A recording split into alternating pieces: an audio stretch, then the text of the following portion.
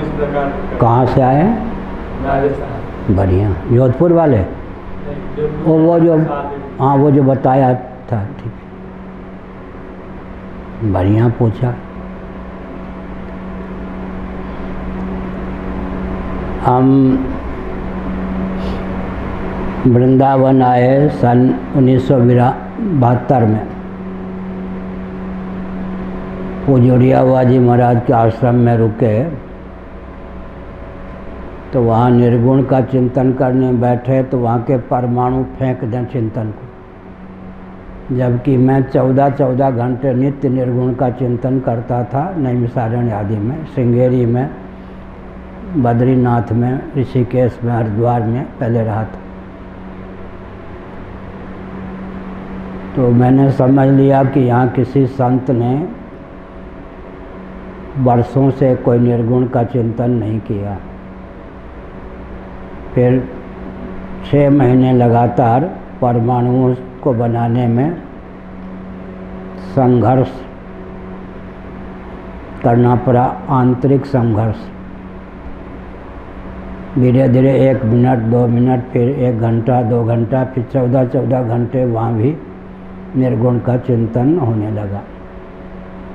यहाँ शंकराचार्य पद पर प्रतिष्ठित होने के पूर्व 1 सप्ताह पूर्व आया ये जो बाग है, इसमें गोखरू थे, ये सब वृक्ष नहीं थे। यहाँ घूमता तो न सगुण का चिंतन यहाँ के परमाणु होने दें न निर्गुण के। तो हमने समझ लिया कि इस पीठ में वर्षों से किसी ने न सगुण का चिंतन किया है न निर्गुण का। फिर हमने चिंतन शुरू किया, यहाँ भी 6 महीने लगे।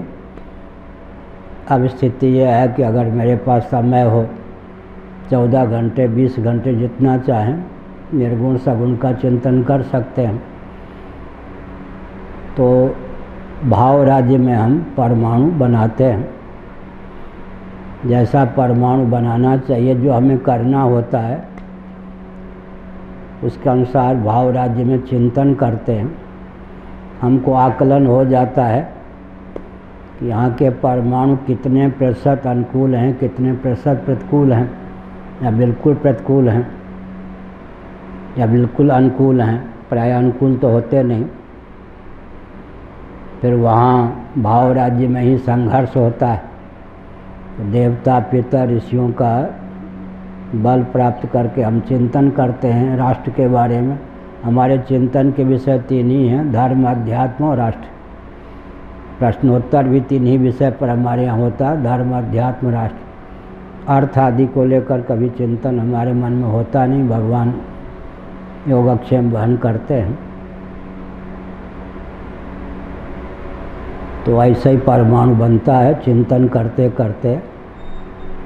वहाँ के परमाणु प्रबल होते जाते हैं। काकभूषुंडी के आश्रम का वर्णन है रामचरितमानस में।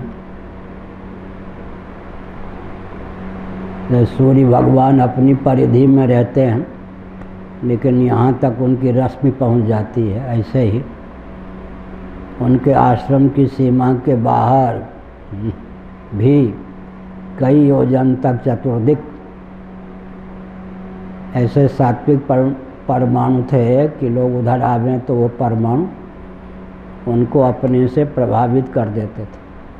श्मशान आदि से कोई यात्रा करे रात में, कुछ थोड़ी सी भी अशुद्धि हो जीवन में, वहाँ के भूत प्रेत इत्यादि विपरीत परमाणु जो हैं उसको ग्रस लेते हैं।